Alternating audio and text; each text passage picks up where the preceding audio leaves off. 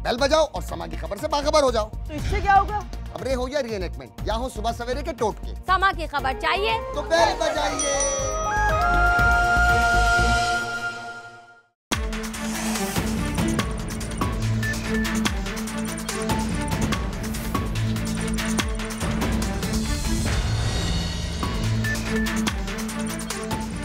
अस्सलाम वालेकुम नाज़रीन, आप देख रहे हैं आवाज़ और मैं हूं Shahzad Iqbal. GIT final round में दाखिल हो चुकी है। इस हफ्ते बड़े बड़े नाम हैं शरीफ फैमिली से जो कि जीआईटी के सामने पेश होंगे। आज हसन नवाज पेश हुए और साथ ही फाइनेंस मिनिस्टर इसाक डार साहब की भी पेशी थी। कल हुसैन नवाज एक मरतबा फिर जीआईटी के सामने पेश होंगे और बुध के दिन यानी कि 5 जुलाई को मरियम नवाज भी जीआईटी के सामने पेश होंगी। मामला तो था लंदन फ्लैट्स का कि ये लंदन फ्लैट्स कहाँ से आए, फ्लैट्स के लिए रकम कैसे आई, क्या पैसा पाकिस्तान से बाहर गया, क्या पाकिस्तान में करप्शन हुई और पैसा मनी लॉन्ड्रिंग करके बाहर भेजा गया। लेकिन पाकिस्तान मुस्लिम लीग नून का इस वक्त ये कहना है कि ये जमहूरियत के खिलाफ साजिश हो रही है, पाकिस्तान को गैर मुस्तहकम करने के लिए साजिश हो रही है। जब भी पाकिस्तान तरक्की की तरफ गामजन होता है उस वक्त इस तरह की साजिशें होती हैं और इस वक्त नवाज शरीफ पाकिस्तान को तरक्की की तरफ लेके जा रहे हैं जब ये जमहूरियत के खिलाफ और नवाज शरीफ के खिलाफ साजिश हो रही है। पहले तहफ़्फ़ुज़ात थे व्हाट्सएप कॉल के हवाले से और तस्वीर कैसे लीक हुई, लेकिन अब यह भी पीएमएलएन की तरफ से कहा जा रहा है कि मरियम नवाज को जीआईटी में बुलाना जो है वो गलत है, उनको नहीं बुलाना चाहिए था।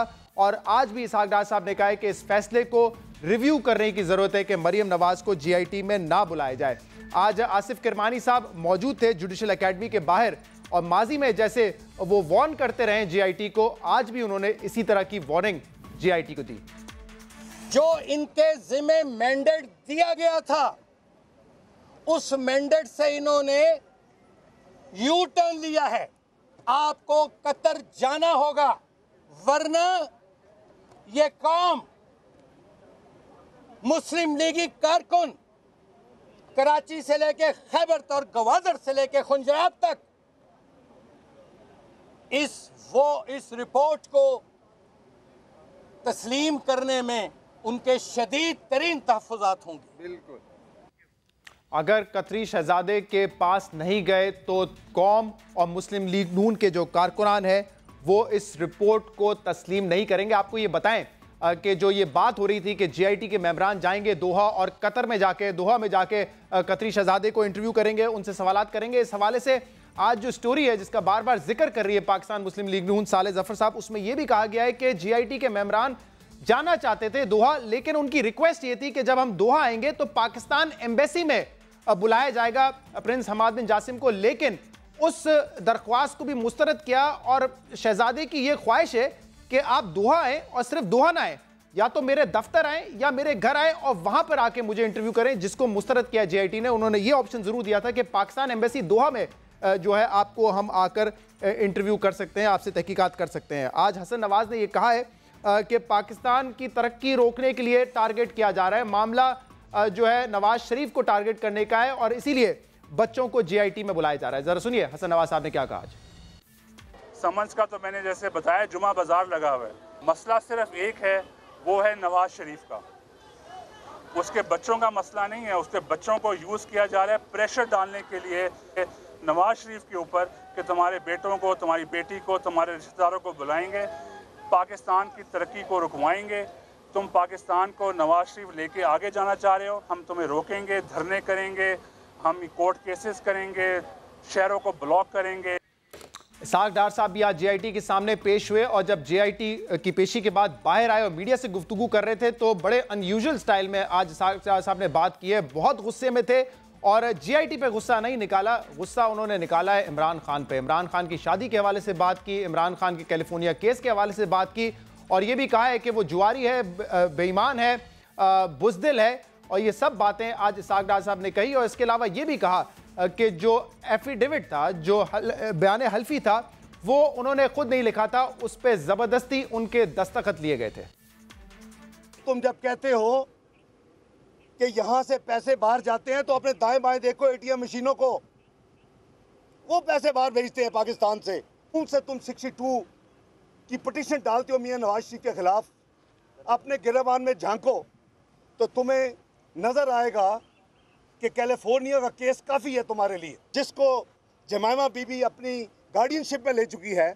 वो हमारी वो भी बेटी है, जो भी हुआ। उनको पूछे आपकी जमाइमा से शादी किधर हुई थी, आप कहेंगे पेरिस में। झूठ बोल रहा है। उनका निकाह जमाइमा के साथ सेंट जॉन वुड में हुआ था।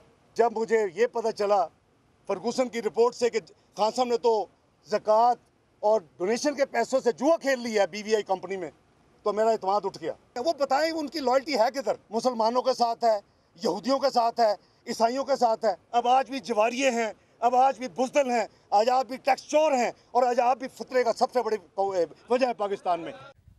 इसी सब पर हम मजीद बात करेंगे कि क्या वाकई जमहूरियत इस वक्त खतरे में है, जमहूरियत के खिलाफ साजिश है, पाकिस्तान को गैर मुस्तकम करने की साजिश है। और इसके लिए हमें ज्वाइन किया है पाकिस्तान मुस्लिम लीग नून के सीनियर रहनुमा सेनेटर मुशाहिदुल्लाह खान साहब ने। मुशाहिदुल्लाह खान साहब, बहुत बहुत शुक्रिया ज्वाइन करने के लिए। खान साहब, ये आज GIT ने तलब किया, सवालात इसहाक डार साहब से GIT ने किए, गुस्सा इमरान खान पे क्यों निकाला गया? इमरान खान साहब की शादी के हवाले से डिस्कस हुआ, उनकी कैलिफोर्निया वाले ऑर्डर पे बात हुई, ये भी कहा गया कि उन्होंने शादी के हवाले से गलत बयानी की है, वो बेईमान है, वो जुवारी है। GIT बुला रही है, GIT सवाल कर रही है, सुप्रीम कोर्ट ने GIT बनाई है, तो गुस्सा इमरान खान पे क्यों निकल रहा है? जी बिस्मिल्लाहिर्रहमानिर्रहीम। पहले तो बात ये, दुनिया को तो वैसे पता है, आप लोगों को भी चाहिए कि ज़रूर बताएं लोगों को कि ये इमरान खान GIT के तर्जुमान भी तो बने हुए हैं ना, ख़ुद साख्ता, बल्कि उनकी पूरी पार्टी जो है वो GIT की तर्जुमान बनी हुई है, जिसका उन्हें कोई हक़ नहीं है। वो वही कहते हैं ना कि जी हम इनको प्रोटेक्ट करेंगे, हम लोगों को बाहर निकालेंगे। तो फिर भाई बात तो उन्हीं के ख़िलाफ़ होगी। और फिर उनके ख़िलाफ़ बात क्यों इतनी बुरी लग रही है? वो तो रोज़ाना लोगों को गाली देते हैं, डेली वो देते हैं, पूरी उनकी पार्टी देती है। क्या हमारा हक़ नहीं है कि उनकी बातों को उन्हें जवाब दें? और ये तो कभी कभार देते हैं। इसहाक डार का कितनी दफ़ा नाम लिया है उन्होंने कि जी उन्होंने ये किया, उन्होंने ये किया, उन्होंने फ़लानी बात लिख के दे दी, ये लिख के दे दी। उन्होंने तो कभी भी जवाब नहीं दिया। अब कभी कभार उनका भी तो हक़ है ना। या ये इमरान खान के लिए ये मुल्क बना है? इमरान खान जो है वही, यानी कि इस मुल्क के बच्चों और यूथ जो है उनके मिजाज को ख़राब करने का उसने ठेका लिया हुआ है। हर एक को बुरा भला कहता है, हम उसका जवाब भी ना दें, और जो कि लॉजिकल जवाब है उसका। तो आप तर्जुमान जब बनेंगे तो क्यों शौक़ है आपको तर्जुमान बनने का? GIT से आपका क्या रिश्ता है? और आपको हर बात GIT की पता लग जाती, किसी और को पता नहीं लगती। मुशाहिदुल्लाह खान साहब, आप कह रहे हैं कि ये लॉजिकल जवाब था। अगर इसहाक डार साहब के एफिडेविट के हवाले से बात होती है तो वो कानूनी तौर पे एक फैक्चुअल बात है। वो एफिडेविट उन्होंने लिखा था, वो एफिडेविट उन्होंने जमा करवाया था। लेकिन आप लोगों ने क्या ये फैसला कर लिया है कि अब जवाब जो है वो इमरान खान साहब की निजी जिंदगी पे होगा, उनकी शादी पे होगा कि उन्होंने शादी के हवाले से झूठ बोला, उनके जुआरी होने पे होगा, सवाल और जवाब उनके इस पर होगा कि उन्होंने यहूदी से शादी की है और उन्होंने अपना शौकत खानम का पैसा जो है वो जुए में लगा दिया? इन चीज़ों पे अटैक किया जाएगा कि फैसला कर लिया नून लीग ने? नहीं, फैसले की बात नहीं है, ये सारे हक़ाइक़ हैं। अगर उन्हें जवारी कहा है तो उन्होंने अपनी किताब में लिखा कि मैं जुआ खेलता था अपने साले के साथ बैठ के। अगर उन्हें यहूदी से शादी की है तो एक मुसलमान मुल्क के लोग इसको पसंद नहीं करते। ये बातें तो होंगी ना, इस बातों में करने में हर्ज क्या है? मतलब इसमें किसी को तकलीफ नहीं होनी चाहिए।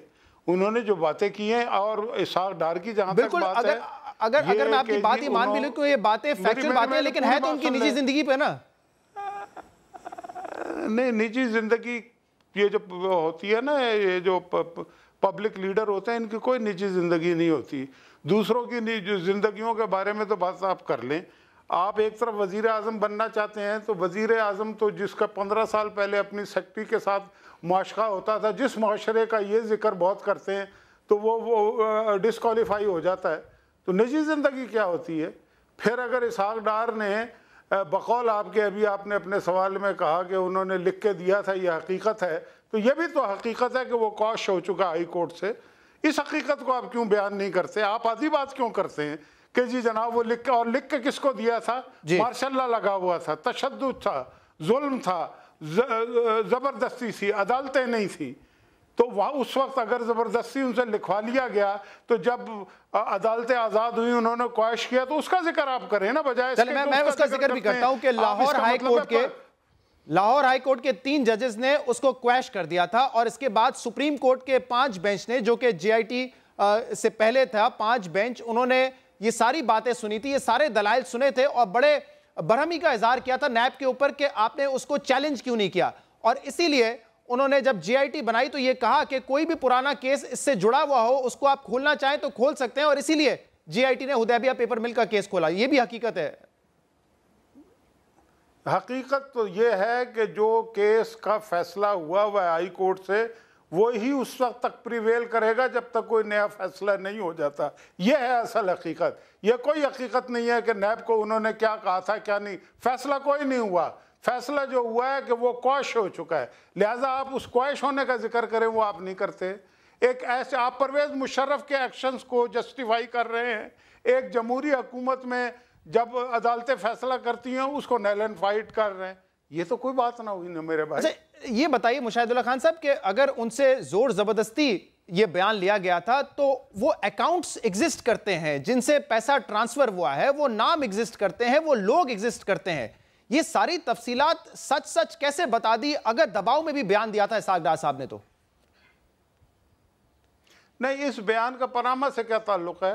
चलें मुझे एक बात बताएं ना, बात पनामा की हो रही है। अच्छा, पनामा का इसहाक डार से क्या ताल्लुक है? पनामा का उसके उस बयान से क्या ताल्लुक है? 164 वाले जो क्वैश हो चुका है, पनामा कोई मुकदमा नहीं है इनके खिलाफ, ना इसहाक डार के खिलाफ कोई मुकदमा है, ना मरियम के, ना हसन के, ना हुसैन के, ना नवाज शरीफ। मुकदमा तो कोई नहीं है ना। और ऑफशोर कंपनियां बनाना जुर्म नहीं है। जितनी बात इन पे हो रही है आप इमरान खान पे क्यों नहीं करते, उसकी बहनों पे क्यों नहीं करते? उनकी भी तो है ना। मुकदमा तो ना इनके खिलाफ है ना उनके खिलाफ है। जहांगीर तरीन की बात नहीं करते, अलीम खान की बात नहीं करते। जब उनके केस की बात होती है इसके पीछे कोई तो उन पर भी बात होती है। आज अगर हसन नवाज पेश हुए, कल हुसैन नवाज ने पेश होना है, मरियम नवाज ने पेश होना है, तो बात उन पर ही होगी ना मुशाहिदुल्लाह खान साहब। इमरान खान के तीनों केसेस पर जो कि हनीफ अब्बासी साहब लेके गए उस पर भी बहुत बात होती है। इंसाफ की बात करें। नहीं, इंसाफ की बात ये नहीं है। बात यह है कि ये अगर उस सूरत में पेश होते कि इनके खिलाफ कोई मुकदमा होता, कोई FIR होती, फिर आपकी बात ठीक थी। अभी ये एट बार हैं सारे। जिसके ऑफशोर नवाज शरीफ की ऑफशोर कंपनी नहीं है उसके खिलाफ बात कर रहे हैं। इमरान खान की ऑफशोर कंपनी है उसके खिलाफ बात नहीं करनी। जहांगीर तरीन की है उसके खिलाफ बात नहीं करनी। इसहाक डार की नहीं है। मुशाहिदुल्लाह खान साहब, वजीर आजम ने अपने आप को खुद पेश किया था, कहा था पहले मेरा एहतसाब करो उसके बाद दूसरों का एहतसाब करो, मेरी फैमिली एहतसाब के लिए खड़ी हुई है।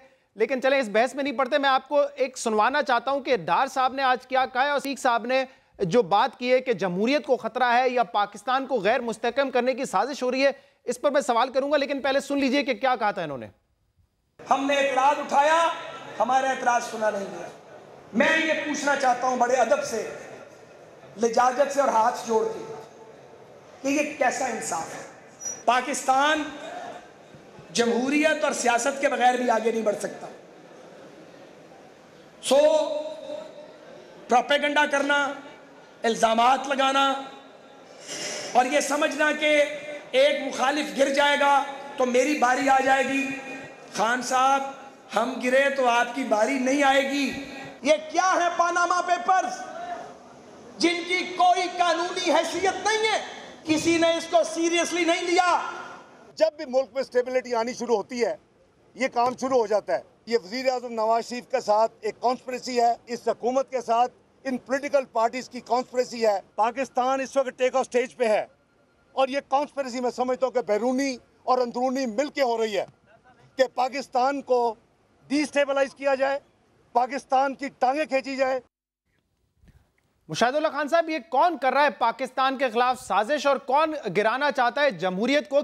क्योंकि माजी में तो जो chief of the army staff हैं वही मिलिट्री कू लाते रहे हैं, वही कू लगाते हैं, जमहूरियत को लपेट देते हैं। इस मर्तबा कौन साजिश कर रहा है? आपका इशारा फिर एक दफा फौज की तरफ है क्या? ये हमारा इशारा उनकी तरफ है जो ये कहते हैं कि अंपायर की उंगली खड़ी होने वाली है, जो आके इस्लामाबाद में जमहूरियत की खबरें बनाते हैं, जो PTV पे कब्जे करते हैं, जो पार्लियामेंट हाउस पे कब्जे करते हैं। ये वो लोग हैं जो जिनकी ख्वाहिश है कि जमहूरियत के खिलाफ हर जो भी काम होता है। मैं आपको एक बात और बताता हूँ, 12 अक्टूबर 1999 को क्या हुआ था? यही इमरान खान, यही ताहिरुल कादरी, यही पीपल पार्टी, यही MKM, इन्होंने एक GDA बनाया था और 1 पॉइंट एजेंडा था कि नवाज शरीफ को हटाओ। नवाज शरीफ को हटा दिया, उसके बाद क्या इनको कुछ हासिल हुआ? ARD ही बनानी पड़ी थी। तो यही बात साद रफीक ने आज कह दी है। मुशाहिदुल्लाह खान साहब, आप मुझे 1999 12 अक्टूबर 1999 की जो मिसाल दे रहे हैं उसमें इमरान खान या जमात इस्लामी का कोई किरदार नहीं था। जनरल परवेज मुशर्रफ ने हुकूमत का तख्ता पलटा था। तो उस वक्त भी जैसे मैंने कहा कि माजी में हमेशा chief of the army staff ही लगाते रहे मिलिट्री कू, तो इस वक्त आप किसके ऊपर इशारा कर रहे हैं, किसकी तरफ इशारा कर रहे हैं आप? आपको हिस्ट्री नहीं पता 12 अक्टूबर को क्या हुआ था, और उससे पहले जीडीए जब बनी थी तो उसका कौन चीफ था, और ये क्या करते रहे हैं, ये किस तरीके से इन्होंने तहरीक चलाई थी जीडीए ने, आपको पता है इसके बारे में? यही थे ये। अगर लोग ना मिले तो इस मुल्क में कभी कू ना हो, कभी मार्शल लॉ ना लगे। असल में कल तक यही लोग हैं। इस वक्त भी खदशा ये कि ये तमाम लोग मिल गए हैं तो क्या मिलिट्री कू हो जाएगा? क्या ये खदशा है पाकिस्तान मुस्लिम लीग नून को? वो मिलिट्री कू हो या ना हो, मिलिट्री कू नहीं हो रहा, उसकी फिक्र नहीं करें आप। सर आप मुझे मिसालें दे रहे हैं 99 की, आप मुझे मिसालें दे रहे हैं जीडीए की 99 की, और खुद कह रहे हैं कि वो नहीं हो सकता, तो फिर मिसाल ना देना वो वाली। आप जब मुझसे ख्वाजा साद रफीक की तकरीर चलाएंगे ना, या तो आप मुझसे मेरी बात करें ना कि जी आपको भी कुछ हासिल नहीं होगा, तो मैंने मिसाल दे के साबित किया है। और भुट्टो के दौर में भी यही हुआ, जब पीएनए बनी किसी को कुछ हासिल नहीं हुआ, तो वो यही वार्निंग दे रहा है कि भाई ऐसा मत करो। माजी में यह तजर्बा ठीक नहीं है, लेकिन इन लोगों को समझ में नहीं आ रही ना, इसलिए कि इस मुल्क के लिए किया कुछ नहीं है इन्होंने, कोई तकलीफ नहीं उठाई, कभी कोई जमहूरियत की खिदमत नहीं की इन्होंने। अल्लाह ने इन्हें मौका दिया केपीके में, वहाँ पे तबाही इन्होंने फेर दी, सिंध में उन्होंने तबाही फेरी हुई है, कराची में पानी खड़ा हुआ है, इसकी तरफ इनकी कोई तवज्जो नहीं है। मैं स्पेसिफिक सवाल आपसे कर लूं मुशाहिदुल्लाह खान साहब, चले ऑपोजिशन जो कर रही है, पीटीआई जो कर रही है सो कर रही है, लेकिन आपको पूरा यकीन है कि फौज और कोर्ट कोई साजिश का हिस्सा तो नहीं है, वो तो इंडिपेंडेंट है, अपना काम कर रहे हैं जो इदारों को करना चाहिए, इस पर पूरा यकीन है कि नहीं आपको? देखें, मैं तो ये समझता हूं ये वैसे ही हाइप क्रिएट किया कि 10 जुलाई को ये हो जाएगा वो हो जाएगा। क्या होगा? जेआईटी की कोई हैसियत नहीं होती कॉन्स्टिट्यूशनल, उसकी कुछ भी रिपोर्ट आ जाए मुस्तरद हो सकती है। उसके बाद कौन सा बेंच बनेगा? यही इंप्लीमेंटेशन बेंच होगा, दूसरा बेंच होगा। सर मैंने सिर्फ सवाल ये किया, वो तफसीलात तो हमें पता है, लेकिन इदारों पे मुकम्मल यकीन है ना आपको कि कोई साजिश का हिस्सा नहीं बन रहा है इदारा जो माजी में बनते रहे, जिनकी मिसाल आप मुझे दे रहे हैं? बिल्कुल। देखें जब आज दिन तक ये जिस वक्त मैं बैठा हूं कोई साजिश नहीं नजर आई। अगर साजिश होगी तो वो भी हम बात कर लेंगे। अभी तक सर डार साहब कह रहे थे ना साजिश हो रही है। एक बात साजिश, सर डार साहब क्या कह रहे थे? 3 दफा उन्होंने कहा साजिश हो रही है, साजिश हो रही है, बैरूनी मुल्क गैर मुल्की साजिश है, अंदरूनी साजिश है, वो कह रहे थे डार साहब, अभी मैंने सुनवाया आपको। हाँ, तो गैर मुल्की साजिश हो रही है, और इस मुल्क के अंदर जो साजिशी टोला है उसका मैंने नाम ले दिया आपके सामने। और क्या सियासी जमात की तरफ से साजिश हो रही है। में क्या हुआ था? एक और मैं सुनवाना चाहूंगा, साजिश नहीं हुई थी। एक और मैं क्लिप सुनवाना चाहूंगा। मुश्ताक साहब, ये खवातीन के हवाले से बात की है राना सनाउल्लाह साहब ने, और इसहाक डार साहब ने भी कहा है कि मरियम नवाज कौम की बेटी है, जेआईटी को रिव्यू करना चाहिए अपना फैसला। जरा सुनिए। खवातीन को जो है वो बुलाया जाना, उसे लोग मुनासिब तसव्वुर नहीं करते। ये जेआईटी के मुतनाज़ा वजूद में एक आखिरी कील के मुतरादिफ ये बात होगी। अब पता नहीं वो किसको ये दिखाना चाहते हैं, ये किसका एजेंडा है। तक़द्दुस और एहतराम के तकाज़े हैं, ये मैं समझता हूँ कि उन लोगों को मनुज़ ख़ातिर रखने होंगे, और अगर वो नहीं रखेंगे तो इसके कॉन्सिक्वेंसेस भी उन्हीं को फेस करने पड़ेंगे।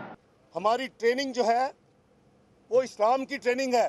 हमारी लिए हमारी माएँ बहनें मुश्तरका होती हैं। मरियम नवाज शरीफ वज़ीर-ए-आज़म नवाज शरीफ की बेटी नहीं है, वो मेरी भी बेटी है, वो कौम की भी बेटी है। जनाब इमरान खान की कंपनी न्याजी सर्विसेज में उनकी बहनों के नाम नहीं है जिन्होंने डायरेक्टर तौर पे साइन किया है। मरियम का और क्या कसूर है? मुझे बुरा लग रहा है कि मरियम नवाज शरीफ को यहाँ बुलाया गया है। मैं समझता हूँ कि ऑनरेबल सुप्रीम कोर्ट को अभी भी इसका नोटिस लेना चाहिए और जेआईटी को रिव्यू करना चाहिए अपना मामला।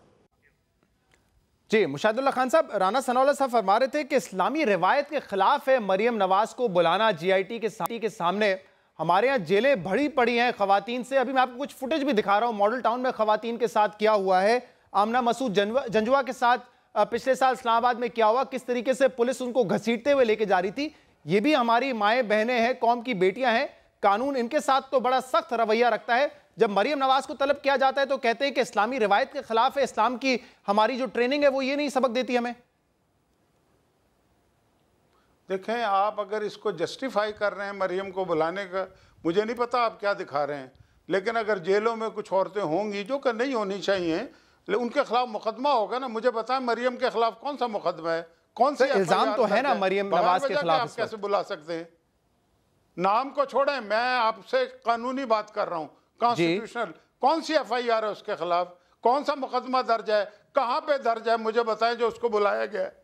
सर फिर मुकदमा तो नवाज शरीफ साहब के खिलाफ भी नहीं है, हसन नवाज के खिलाफ भी नहीं है, हुसैन नवाज के खिलाफ भी नहीं है। सर मुकदमा तो किसी FIR तो किसी के खिलाफ नहीं है, लेकिन सुप्रीम कोर्ट ने कहा है, सुप्रीम कोर्ट ने कहा है कि इनको बुलाइए JIT के सामने। सुप्रीम कोर्ट ने कहा है ना, इसका भी तारीखी फैसला करेगी। अभी मरियम की बात हो रही है, वहां पे जरा रुक जाए ना भाई। बात यह है कि उसके खिलाफ मुकदमा है, आपकी फर्ज करे सिस्टर है, मेरी हमशीरा की तरह है, उसके खिलाफ कोई मुकदमा नहीं है, कुछ नहीं है, कोई JIT उसे बुलाएगी, आपको कैसा लगेगा? मुझे जरा बताइए। तो राना सनाउल्लाह की बात को इस तरह से क्यों नहीं लेते? नहीं, आप कानूनी पहलू पे बात करना चाह रहे हैं या आप ये कहना चाह रहे हैं कि वो एक खातून है इसलिए उनको नहीं बुलाना चाहिए? दो मुख्तलिफ बातें हैं सर। जी नहीं, दो मुख्तलिफ नहीं है, मैं कानूनी ही बात कर रहा हूँ, क्योंकि कानूनी की बात हो रही है ना। तो फिर कानून के फिर तो आपको ये प्ली भी लेनी चाहिए थी ना मुशाहिदुल्लाह साहब, फिर तो आपको ये प्ली भी लेनी चाहिए थी कि FIR तो हुसैन और हसन के खिलाफ भी नहीं है। सुन लीजिए ना, कानूनी नुक्ता तो ये भी था कि हुसैन और हसन के खिलाफ FIR नहीं है, वो क्यों सामने आए पे JIT के? बिल्कुल इसलिए सामने आए हैं कि उनको बुलाया जा रहा है, इन्हें भी बुलाया गया। हम कह रहे हैं ये गलत कर रहे हैं, मत करें आप, एक हद तक मतलब कि उससे तजावुज न करें। वो बेटी है, उसको अगर मुकदमा होता, आप जिनका मिसाल दे रहे हैं ना, जो चला रहे हैं, उनके खिलाफ कहीं ना कहीं मुकदमे होंगे, झूठे या सच्चे, उसको छोड़। आमना जंजुआ साहिबा जो है वो वहां पर धरना दे रही थी, मॉडल टाउन की खवातीन वहां पर एहतजाज कर रही थी, उनके खिलाफ कोई मुकदमा नहीं था। मोहतरमा बेनजीर भुट्टो भी अदालतों का सामना करती रही हैं। देखें आप, हाँ उनके खिलाफ मुकदमा था मुर्तजा भुट्टो का, और वही दिखाते हैं उसको बार बार, जो आप असल नासिर असलम जाहिद को, वो अपने भाई का मुकदमा था और उनके रिश्तेदारों ने वो करवाया। इस केस में अगर आप ये कह रहे हैं, आपका आर्ग्यूमेंट ये है मुशाहिदुल्लाह साहब के FIR नहीं है उनके खिलाफ, मरियम नवाज साहिबा के खिलाफ उनको नहीं बुलाया जा सकता, तो FIR तो इस केस में हसन नवाज हुसैन नवाज के खिलाफ भी नहीं है, लेकिन फिर भी वो JIT के सामने पेश हुए हैं। मैं तो वो पेश तो हो रहे हैं ना, वो तो सारे ही हो रहे हैं, मरियम भी पेश हो जाएगी, लेकिन बात तो मेरिट की हो रही है ना। आप जो दलाइल दे रहे हैं वो गलत हैं। इस तरह से आमना जंजुआ के साथ आपने कहा कि कौम की बेटी के साथ ऐसा नहीं होना चाहिए, मैंने सिर्फ वो मनाजिर दिखाए कि ये भी कौम की बेटियां हैं, ये एहतजाज कर रही थी, इनको पुलिस ने घसीटा है, ये पाकिस्तान में होता है, ये भी कौम की बेटियां हैं। उस वक्त याद नहीं आता आपको कि ये भी कौम की बेटियां, इनको रोडों पे ना घसीटा जाए, सड़कों पे ना घसीटा जाए? ठीक है, दो मिनट जरा थोड़ा। सर मेरे पास वक्त बिल्कुल खत्म हो गया, मुझे एक ब्रेक लेना है मुशाहिदुल्लाह खान साहब। बात यह है जी अच्छा, वक्त हमारे पास खत्म। बहुत बहुत शुक्रिया मुशाहिदुल्लाह खान साहब हमें प्रोग्राम के हिस्से में ज्वाइन करने के लिए। शाह महमूद कुरैशी साहब से बात करेंगे इसी JIT के हवाले से, एक ब्रेक के बाद वो हमारे साथ होंगे। Stay with us.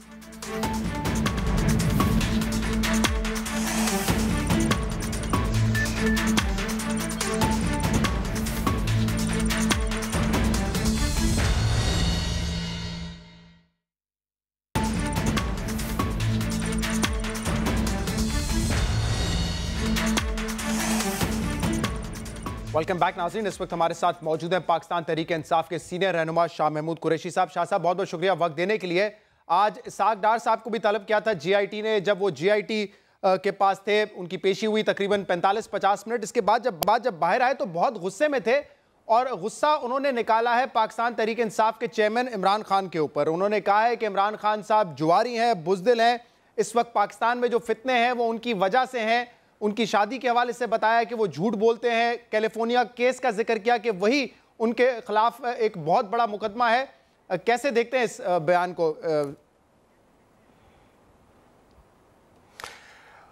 मुझे लगता है कि डार साहब का जो मैंने चेहरा देखा जब वो तशरीफ़ बाहर लाए, और जो मैंने उनका लबो लहजा देखा, उससे लगता ये है कि सवाल कुछ सख्त थे और शायद सवालों का जवाब पूरी तरह दे नहीं पाए, क्योंकि उनमें फ्रस्ट्रेशन थी, उनमें गुस्सा था, और वो मिजाजन धीमे आदमी है। एक उनसे सबूत मांगते हैं, सबूत है नहीं, उनसे मनी ट्रेल मांगते हैं तो जवाब माकूल है नहीं, कोई दस्तावेज़ अपनी सफाई के लिए कहते हैं पेश कर दो तो दिखा नहीं पाते। फिर सवाल है एहतसाब का और ख़तरा जमहूरियत को पड़ जाता है। भैया जमहूरियत को कोई ख़तरा नहीं है, आपके सामने है एक आज़ाद अदलिया मौजूद है जो आइन के दिफा के लिए तैयार है, एक वाइब्रेंट मीडिया है जिसमें मुकम्मल इत्तफाक है जमहूरियत के तसलसल पर, और फिर जितनी मुल्क की सियासी जमातें हैं वो इस चीज़ पर मुत्तफ़िक़ हैं। 100 इख्तलाफात, बाहमी इख्तलाफात अपनी जगह, लेकिन जमहूरियत और आइन की पासदारी और आइन की रखवाली के सभी लिए तैयार हैं और सभी उसके मुहाफ़िज़ हैं। तो जमहूरियत को भैया कोई ख़तरा नहीं है। अब आपके पास सवालों का जवाब नहीं है तो आप इमरान खान पर हमले करना चाहते हैं। देखिए, इमरान खान पर अगर केसेस हैं तो इमरान खान ने कब कहा है कि मैं जवाब देने के लिए तैयार नहीं हूँ? अगर उनकी ऑफशोर कंपनी है, उनका लंदन में फ्लैट है, उसने कब उससे इनकार किया है और कब कहा है कि मैं उसका जवाब देने के लिए तैयार नहीं हूँ? इमरान खान ने कब कहा है कि मेरे पास मनी ट्रेल नहीं है?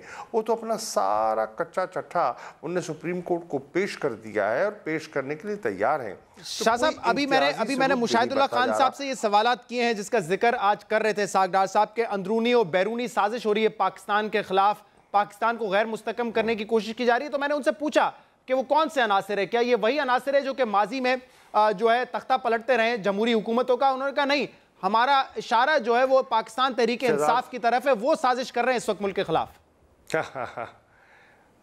देखिए, सुप्रीम कोर्ट जमहूरियत के खिलाफ कोई साजिश नहीं कर रहा, मीडिया कोई साजिश का माहौल पैदा नहीं कर रहा, पॉलिटिकल पार्टीज़ कोई साजिश नहीं कर रही। मैं उनको रीअश्योर करना चाहता हूँ कि अगर कोई एक्स्ट्रा कॉन्स्टिट्यूशनल इंटरवेंशन होती है तो तहरीक इंसाफ उसके साथ नहीं है, हरगिज़ नहीं है। हम किसी गैर जमहूरी कदम का साथ नहीं देने वाले। तो ये बात आ गई कि तहरीक इंसाफ की सफाई आप ले लीजिए। अब साजिश कौन कर रहा है? इदारा तो फिर एक बचा। आप कहते भी नहीं हैं और कहना भी चाहते हैं। फिर जब आप सवाल करते हैं, और डार साहब ने भी फरमाया कि बैनुल-अक़वामी साजिश हो रही है, बैनुल-अक़वामी साजिश कौन कर रहा है बताइए ना? कभी CPAC का हवाला दे देते हैं। भैया CPAC तो आपके आने से पहले प्रोजेक्ट कंसीव हो गया और आपके जाने के बाद भी ये प्रोजेक्ट तसलसल से इंशाल्लाह चलता रहेगा, क्योंकि ये हमारी कौमी ज़रूरत है, ये हमारा शाह महमूद कुरैशी साहब, आप ये कह रहे हैं कि अगर कोई अनकॉन्स्टिट्यूशनल काम हुआ तो वो आप उसको सपोर्ट नहीं करेंगे, लेकिन ख्वाजा साद रफीक साहब कह रहे हैं सपोर्ट करने की तो बात ही नहीं आएगी। उनके हाथ में अगर कुछ नहीं रहा तो आपके हाथ में भी नहीं आएगा, इसीलिए संभल जाएं। जो अननेचुरल तरीका है उस तरीके से हुकूमत को घर भेजने की कोशिश ना करें। अब बताइए अननेचुरल तरीका क्या है? अगर अदालत आपको बुलाती है और आपसे सवाल करती है इज इट अननेचुरल, यही सवालात तो आपके सामने सुप्रीम कोर्ट में सब हो चुके हैं। इन सवालात का जवाब आप दे चुके हैं और इन जवाबात को सुनकर 2 जजेस ने ये इस नतीजे पे पहुंचे कि आप सादिक और अमीन नहीं ठहरे, और 3 जजेस भी आपसे मुतमईन नहीं हो पाए, मज़ीद आपको मौका उन्हें दिया है। आपको घबराहट किस चीज़ की है? ये परेशानी लाहक क्यों हो गई है? आप इस सारे मुकदमे को एक सियासी रंग देना चाहते हैं। क्या आप सियासी शहादत चाहते हैं? क्या अपने आप को मजलूम कौम के सामने पेश करना चाहते हैं? लोग मेरे भैया अब बेवकूफ़ नहीं है। बच्चा बच्चा बात की तह तक पहुंच चुका है, लोगों के सामने हकायक हैं। आप जो मर्जी रंग दे दें, जज्बाती गुफ्तगू कर दें, उससे हकायक तब्दील नहीं होंगे। कभी आप कहते हैं, कभी जेंडर की बात करते हैं। कानून में कोई जेंडर की तफरीक होती है? कानून में तो सब बराबर हैं, कोई मर्द हो कोई औरत हो, बच्चियों अच्छा, एक बात तो तय है, सबकी एक बात तो तय है, आज बड़ा वाज़े तौर पे शाह साहब ये कह दिया आसिफ किरमानी साहब ने, बल्कि GIT को वार्निंग दी है कि अगर आप कतर नहीं जाते और हमाद बिन जासिम को वहां जाके इंटरव्यू नहीं करते, उनसे तफ्तीश नहीं करते या उनको बतौर विटनेस जो है नहीं शामिल करते, तो इस रिपोर्ट को, GIT की रिपोर्ट को कौम तस्लीम नहीं करेगी, मुस्लिम लीग नून के कारकुन तस्लीम नहीं करेंगे। शहजाद, पहली बात तो ये है, उनको दावत दी गई कि वो तशरीफ़ लाएं और अपना बयान कलमबंद करवाएं। उनने आने से इनकार किया। उनको दावत दी गई कि आप आएँ, हमारी एम्बेसी है कतर में है, आपको सफ़र नहीं करना पड़ेगा, आप वहाँ आइए। वो पाकिस्तान का हिस्सा तस्वर की जाती है, वो पाकिस्तान की जुरिस्डिक्शन समझी जाती है। आप वहाँ आके आप पाकिस्तान आने की जहमत गवारा नहीं करना चाहते तो वहाँ जाके बयान रिकॉर्ड करवा दें। आप वहाँ जाने से तैयार नहीं हैं तो और क्या किया जाए? कहाँ दुनिया में आपने देखा है कि जो विटनेसेस हैं, अदालत उनके पीछे भागती है, अदालत उनको बुलाती है या अदालत उनका ताक़ुब करती है? वो आगे आगे भागे और अदालत पीछे पीछे भागे, जीआईटी पीछे पीछे भागे। ये दुनिया में होता नहीं है। ये किस किस्म की रिवायात को आप जन्म देना चाह रहे हैं? देखिए, लोग सब इन चीज़ों को समझ रहे हैं। लोग समझ रहे हैं कि गालिबन आप अपना मुकदमा पेश नहीं कर सके। लोग इस बात पर अब कायल हो चुके हैं। आवाम तो पहले कायल थी और मुझे लगता है कि जिस अंदाज में आप जा रहे हैं, शायद हो सकता है कि जज साहबान भी इस नतीजे पर पहुंचे कि आपके पास केस ही नहीं है, आपका मुकदमा लड़ने की आप में सलाहियत ही नहीं है, आप बिल्कुल, आपके पास कोई मनी ट्रेल नहीं है, कुछ नहीं है कहने को, इसलिए आप बहकी बहकी बातें कर रहे हैं। अच्छा, एक आखिरी सवाल। आज जो इमरान खान साहब पर अटैक किया गया है, उनकी प्राइवेट लाइफ के हवाले से बात की गई है और मुशाहिदुल्लाह खान साहब ने कहा है कि एक लीडर है, एक पब्लिक फिगर है, तो उसकी कोई प्राइवेट लाइफ अलग नहीं होती, उस पर बात होती है, उस पर फैसले भी होते हैं दुनिया भर में। क्या इमरान खान साहब उन इल्जामात का भी जवाब देंगे या पीटीआई इन रिस्पॉन्स जाती हमला करेगी नून लीग पर भी?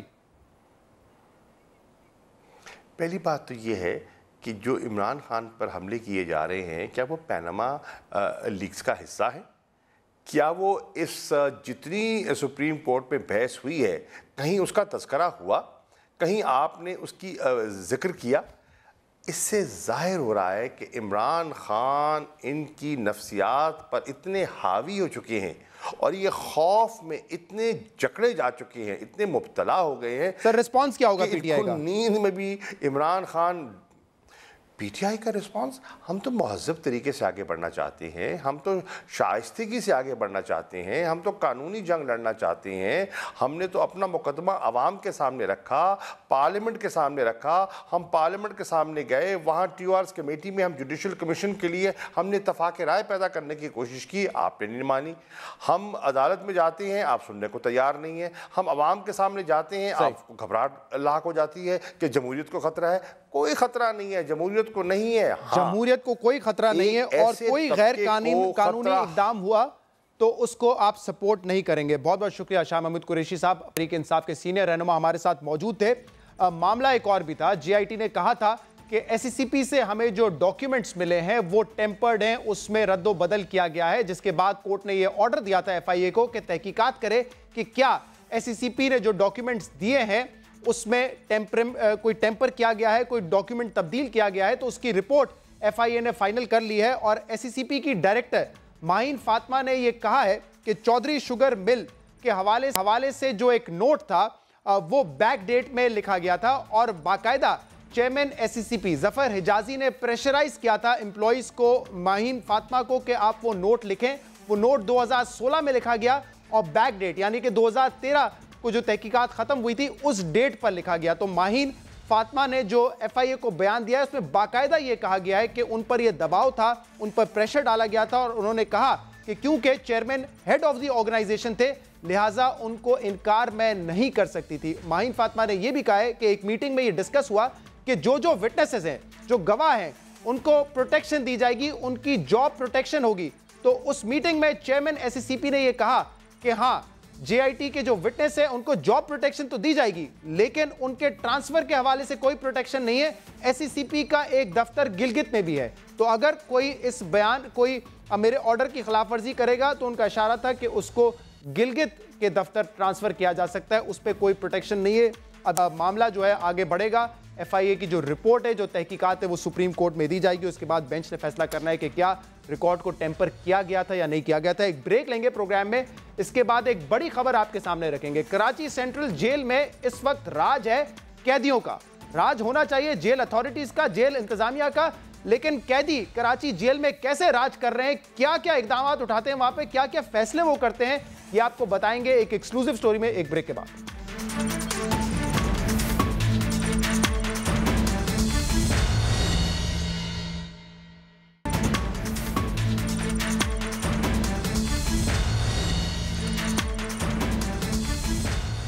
वेलकम बैक नाज़रीन। अब बात करेंगे कराची सेंट्रल जेल की और तहलका खेज इंकशाफ किए हैं additional IG city day Sanaullah Abbasi ने, जिन्होंने बताया कि कराची सेंट्रल जेल में कैदियों का राज है। कैदी बाकायदा फैसला करते हैं कि कौन किस वार्ड में रहेगा। वार्ड की पूरी निगरानी जो है वो ये कैदी करते हैं, डराते हैं, धमकाते हैं जेल इंतजामिया को, और वहां पे अगर जेल में किसी की चलती है तो इन कैदियों की चलती है। और ये भी बताया गया कि जो वहां पे जिहादी कैदी हैं या जो पॉलिटिकल कैदी हैं, हाफिज कासिम रशीद का नाम लिखा हुआ है, सरमद सिद्दीकी का नाम लिखा हुआ है, मिनाज काजी का नाम लिखा हुआ है। ये डॉन है जो कि अपने माफिया को कंट्रोल करते हैं जेल में बैठकर। और जो कैदियों की गिनती का मामला है वो भी यही कैदियों के सुपुर्द किया हुआ है, क्योंकि जेल इंतजामिया की इतनी हिम्मत नहीं है कि इनकी धमकियों के खिलाफ वो खड़े हों। जेल इंतजामिया वहां पर कोई काम नहीं करती। वार्ड की निगरानी हो, जिम्मेदारी हो, ये तमाम काम सेंट्रल जेल में करते हैं वहां के कैदी। इस पर आज रिपोर्ट पेश की है सनाउल्लाह अब्बासी जो कि एडिशनल आईजी हैं काउंटर टेररिज्म डिपार्टमेंट में। उन्होंने बाकायदा ये रिपोर्ट पेश की है चीफ मिनिस्टर मुराद अली शाह साहब को। उसके बाद मुराद अली शाह साहब ने एक्शन भी लिया है और जो डीआईजी हैं जेल, उनको डीआईजी प्रिजन जो है उनको सस्पेंड किया गया। हमारे नुमाइंदे मंसूर मुगैरी इस वक्त हमारे साथ मौजूद हैं। तहलका खेज रिपोर्ट है ये, इसमें बाकायदा बताया गया है कि जो कैदी हैं सारे इकदाम वो उठाते हैं। वार्ड की निगरानी, वार्ड की जिम्मेदारी, कौन कब आएगा, कौन कहाँ जाएगा, हालांकि जो गिनती है कैदियों की वो भी यही करते हैं। शाह साहब, आपने भी ये रिपोर्ट पढ़ी है और मैंने भी पढ़ी है।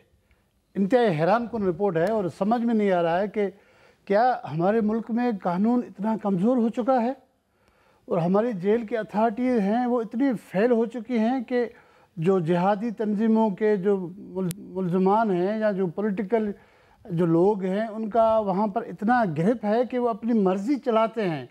अपनी मर्ज़ी से खुद ही अपने आप को बैरक का इंचार्ज कर लेते हैं, खुद ही जो है बैरक्स खोलते हैं, खुद ही बंद करते हैं, खुद ही गिनती करते हैं। और इवन यहाँ तक कि वो जहाँ समन भी नहीं उनको निकाला जाता उनके लिए, वो जो कोर्ट्स के रूम बने हुए हैं बैरक्स कोर्ट के लिए वहाँ चले जाते हैं।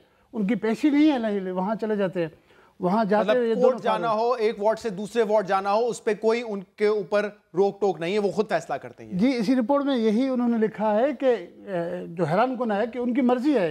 जैसे कि बादशाहत हो, उनका मूड हो गया हमें किसी और बैरक में जाना है, किसी से मिलना है, तो वो चले जाते हैं, उसको कोई नहीं रोकते। वो सरेआम ओपनली धमकियाँ देते हैं जेल के अमले को, इवन कोर्ट के अमले को, इवन जो दीगर जो हैं उनको धमकियाँ देते हैं। इस वजह से उनका खौफ इतना है कि जेल वाले पूरे जो है ना वो सहमे हुए हैं। एक तरफ सहमे हुए हैं, दूसरी तरफ उनकी मर्जी से वो दूसरे लोग जो आते हैं उनसे पैसे भी लेते हैं। वो यही सनाउल्लाह ज़हरी ने अपनी रिपोर्ट में लिखा है, सनाउल्लाह अब्बासी साहब ने अपनी रिपोर्ट में लिखा है कि ये 15-20 साल से ये काम हो रहा है जेल में, इसी तरीके से हो रहा है, एक सिस्टमैटिक तरीके से हो रहा है। और जेल अथॉरिटीज, जो जेल इंतजामिया है, वो घुटने टेक देती हैं, उनका बस नहीं चलता। तो फिर ये बताइए कि जो बड़े बड़े कैदी हैं, जैसे 2 लश्कर जंगी के कैदी फरार हो गए थे, तो ये तमाम जो बड़े बड़े जिहादी कैदी हैं या किसी का ताल्लुक अगर सियासी जमात से, उनको फिर जेल भेजने का फायदा क्या है जब वहां पे ये सब कुछ हो रहा है? जी, ये तो अभी हैरान कौन रिपोर्ट है। इससे पहले मेरे ख्याल में ना मुझे पता था, ना आपको, ना ही हमारे नाज़रीन को पता होगा कि क्या हमारे जो अथॉरिटीज़ हैं, जेल की अथॉरिटीज़, वो इतने कमज़ोर हैं। तो वाकई फिर इनको पकड़ने का क्या फ़ायदा जब इनको आप इतनी मर्ज़ी देंगे, अपनी मर्ज़ी से टेलीविज़न, फ्रिज, सब सारी सहूलियात होने के बाद अपनी मर्ज़ी से घूमते फिरते हैं, अपनी मर्ज़ी से जहाँ दिल चाहे चले जाएं, तो वाकई फिर उनको जेल में रखने का तो कोई फ़ायदा नहीं था। हैरान कौन है कि हमारी जेल इंतज़ामिया कर क्या रही थी इतने अरसे से। आज मुराद अली शाह साहब को जब ये रिपोर्ट दी गई है तो इसके बाद उन्होंने एक्शन लिया है, डीआईजी जो प्रिजन है उनको सस्पेंड किया गया है। क्या इससे मामला बेहतर हो जाएंगे? अगर आप 5-6 अफसरान को सस्पेंड कर भी देंगे, क्या जेल का माहौल बदल जाएगा? क्या जो 15-20 साल से हो रहा है वो रुक जाएगा? नहीं, मुश्किल है। अच्छा, इसी रिपोर्ट में उन्होंने लिखा है कि जो 15 उनके जेल का अमला है जिनको गिरफ़्तार किया गया, जिन पे FIR हुआ है, उसमें काफ़ी ऐसे हैं जो मुलव्वस नहीं हैं, और जो मुलव्वस हैं वो इतने बहादुर हैं कि उनके ख़िलाफ़ न पर्चा काटा गया है न उन्हें गिरफ़्तार किया गया है। तो इस तरह की सूरत हाल में क्या होगा? वो लोग फिर आ जाएंगे अब कुछ टाइम के लिए। अब जैसे रेंजर ने ऑपरेशन किया है या हमारी अथॉरिटीज़ एक्टिव हो गई है, कितना अर्सा होगा? ये ऐसे काम नहीं चलेगा। ये मुस्तकिल जिस तरह से अब इन्होंने ऑपरेशन किया है, अब हैरान कौन, अब टीवी, फ्रिज, ये सारी चीज़ें कैसे अंदर पहुंची हैं? और इसके अलावा उनकी मर्ज़ी, उनकी भाषा, तो जैसे खुद ही अपने लाकअप को जो है बैरक्स को बंद करें, खुद ही बैरक्स से चले जाएं, गिनती भी खुद करें। माना हालांकि सबकी गिनती होती है रोज़ाना की बुनियाद पर, ताकि कोई कैदी आगे रिपोर्ट पीछे तो में नहीं। बताया है कि ये तो अभी स्टैब्लिश नहीं हुआ कि जेल इंतजामिया की मिली भगत से लश्कर जंगवी के 2 मुलजिम फरार हुए थे, लेकिन ये बात स्टैब्लिश जरूर हो गई है कि बड़ी गफलत है जेल इंतजामिया की, और जो एक माहौल चलता हुआ है सिस्टमैटिक तरीके से, उस गफलत का नतीजा है कि ये मुलजमान फरार हुए थे। जी बिल्कुल, इसमें गफलत तो वाज़ेह तौर पर नज़र आ रही है, लेकिन एक तरफ गफलत है, दूसरी तरफ ये भी है कि वो इन कैदी जो ख़तरनाक कैदी हैं उनके सामने से पैसे भी लेते हैं, वो पैसे दिलाते हैं इनको, मतलब है उनसे खौफ भी है, उनसे लालच भी है। दोनों काम की वजह से वो जो हमारे जेल के अमला है वो बिल्कुल उन्होंने नज़रअंदाज कर दिया था ये मामला, इसी वजह से वो कोर्ट की तरफ गए, फिर वहाँ से चलता बने। जब तो ये 2 मुलजमान फरार हुए, इसके बाद हमने देखा रेंजर्स और सीटीडी का छापा कराची सेंट्रल जेल पे, सैकड़ों एलसीडीज वहाँ से बरामद हुई, सैकड़ों टेलीफोन मोबाइल फोन्स बरामद हुए, लाखों रकम वहाँ से बरामद हुई। इस सब की रोकथाम के लिए इस रिपोर्ट में उन्होंने कोई रिकमेंडेशंस दिए कि किस तरीके से अब जेल के इंतजाम को बेहतर बनाया जा सकता है? नहीं, फिलहाल तो उन्होंने एक सीएम से मतलब एक इनिशियल स्टेज पे उन्होंने बातचीत की है, उसलिए उन्होंने छोटे पॉइंट्स बनाए। तो अब जो तफसीली रिपोर्ट जब देगा तो उनमें यकीनन अब्बासी साहब जो हैं उस पर इक़दाम किस तरह के इक़दाम होने चाहिए, और जेलों को सिक्योर करने के साथ इन कैदियों के साथ किस तरह का बिहेव होना चाहिए, या जेल अथॉरिटीज़ कैसे मजबूत बनाए जाएँ, उनकी ट्रेनिंग के अलावा असला या दीगर जितनी भी चीज़ें यकीनन उसमें रिकमेंडेशन होंगी। लेकिन इसमें फ़िलहाल तो उन्होंने सीएम को एक ब्रीफिंग दी है कि इस तरह के मामलात हमने देखे हैं, हमने पाए हैं, जो जेल जो इस वक्त जेल के अमले के पास नहीं है, कैदियों के पास, कैदी चलाते हैं, ये सिर्फ बाहर जो है ना मेन दरवाज़ा बंद करके ऊपर बैठे रहते हैं। मंसूर साहब, एक और अहम खबर पर भी बात करेंगे। पाकिस्तान पीपल्स पार्टी कहती है एहतसाब होना चाहिए। पनामा के इशू पर पीपल्स पार्टी ने बार बार ये मुतालबा किया है कि शरीफ फैमिली का एहतसाब होना चाहिए, लेकिन आज सिंध असेंबली में एक ऐसा बिल पास हुआ है जिसके बाद जो नैब के पावर्स है वो लिमिट कर दिए गए हैं, यानी कि नैब अब सिंध गवर्नमेंट के या सिंध गवर्नमेंट के किसी भी इदारे के खिलाफ तहकीकात नहीं कर सकेगा। ये बिल आज सिंध असेंबली ने मंजूर कर दिया है। शैला रजा साहबा हमारे साथ मौजूद हैं। शैला साहबा, वैसे तो आप लोग बात करते हैं एहतसाब की, लेकिन ये नैब का कानून था जो कि पूरे मुल्क पर लागू होता है, मुल्क के हर सूबे पर लागू होता है। आप लोगों ने अब ये बिल पास कर दिया है कि सिंध गवर्नमेंट के किसी डिपार्टमेंट पर नैब का कानून लागू नहीं होगा, क्या वजह है इसकी? हाँ, बहुत शुक्रिया। हम सिर्फ कहते नहीं हैं, हमने हर अदालतों में अपना एहतसाब करवाया भी है, जेलें भी काटी हैं, जबानें भी कटवाई हैं और हमले भी नहीं किए कोर्ट पे। अब जो ये बात है वो ये है कि देखिए, करप्शन जो है ये प्रोविंशियल सब्जेक्ट है और ये फेडरल की लिस्ट में मेंशन नहीं है, इसलिए करप्शन पर लेजिस्लेशन का हक सिर्फ सूबों को है।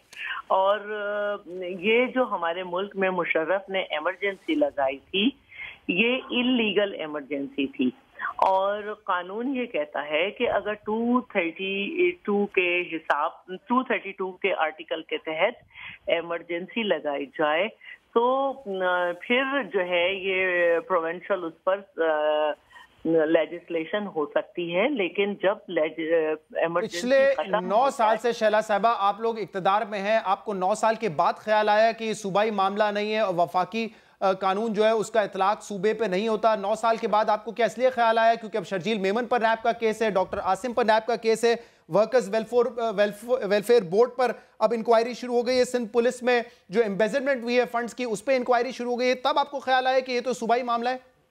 नहीं, ऐसी बात नहीं है।